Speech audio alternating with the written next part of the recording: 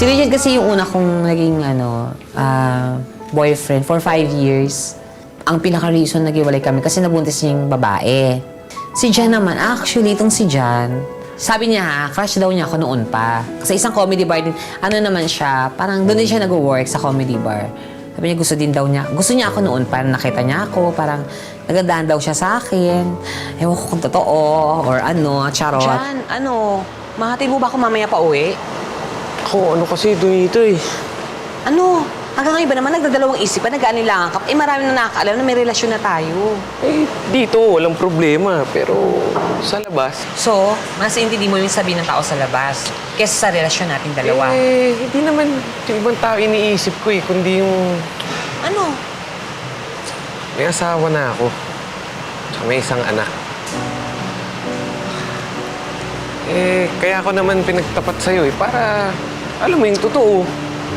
Pero, hiwalay na kami ng asawa ko. Pinadalaw ko lang naman yun dahil dun sa bata. Maniwala ka naman. Huwag ka naman ganyan. Ito naman, ngiti ka na dyan. Sige na, ngiti ka na. Ay, ngiti na yan. Uy, ito naman eh. Sige na. Huwag ka nang ganyan, huwag ka nang... Uy, sige na. Wait. Kainis ka. Dali ka na. Sige na po. Ayan.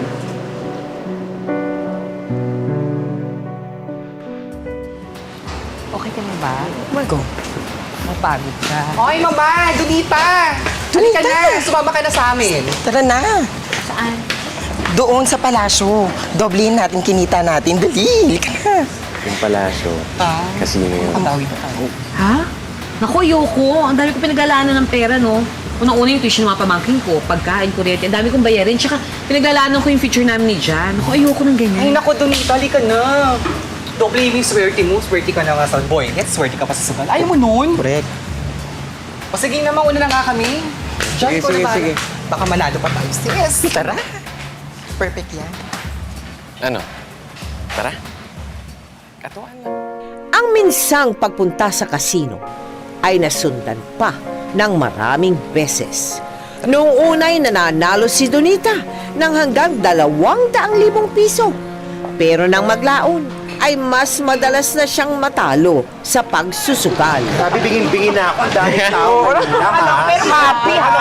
Oo nga, diba? Hoy! Hayop kang kabit ka! Kung akala mo, kaya ako mawalan ng tatay ang anak ko, pues nagkakamali ka! Higit ka na nga, nakakaya. Tignan mo nga ako! Skandalo dito. Talaga! Uuwi tayo at sa amin ka ng anak mo uwi! Mamili ka ngayon sa amin! Ako o yung baklang kabit mo! Mamili ka! Sawang-sawa na ako. Sawa na ako sa pagngaw-ngaw mo. Si Donita. Si Donita ang mahal ko. Siya ang pinipili ko.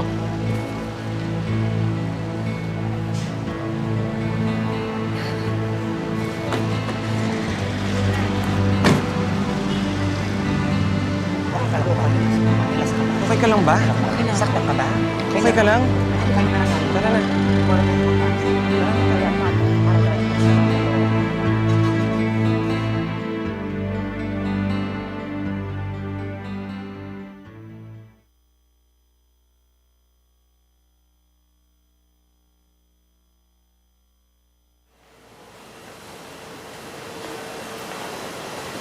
Jan, makinig ka naman sa akin, no? Umuwi ka na sa atin. Hinahanap ka ng anak mo. Ja.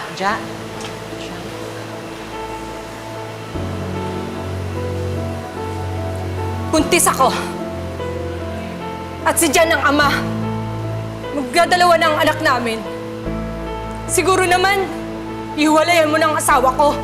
Dahil kahit kailan, di ka magkakaroon ng matres.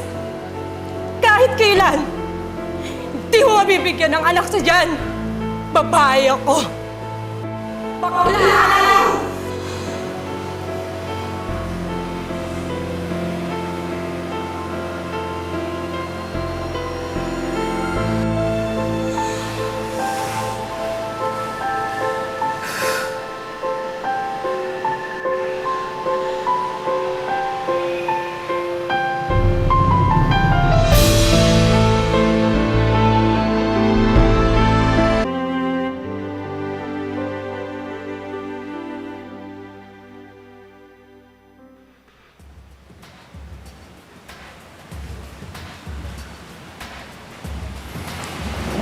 Heps, huwag ka na umupo. Bakit?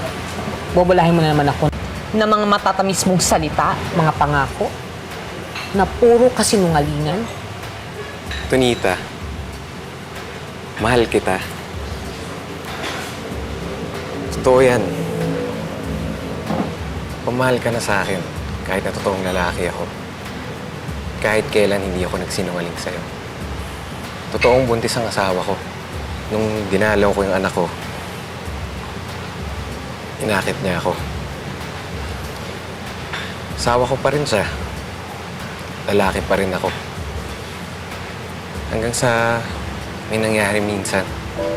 Wow, ang galing. Minsan? Gaano kadalas ang minsan? Once? Twice? Thrice? May kasunod pa ba? Inulit-ulit niyo pa ba? Sorry, Donita. Sana mapatawad mo ako. Sorry, mapatawad. Bakit? Dahil ba wala na akong pera? Dahil wala na ako lahat? Kaya iwanan mo ako at di mo na ako mahal? Hindi. Kalimot ka eh. Sinira ka ng bisyo mo. Pati tayo. Tsaka, naisip ko na kailangan ako na mag-ina ko. Kaya,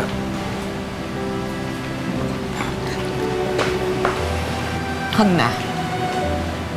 Bakit? Aalis ka? Iwanan mo rin ako?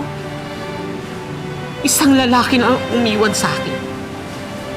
Yun na yung tatay ko. At hindi na mangyari yan kahit minsan. Kung ganyan ang gagawin mo, uunahan na kita. Ako na ang aalis. Igil na natin to.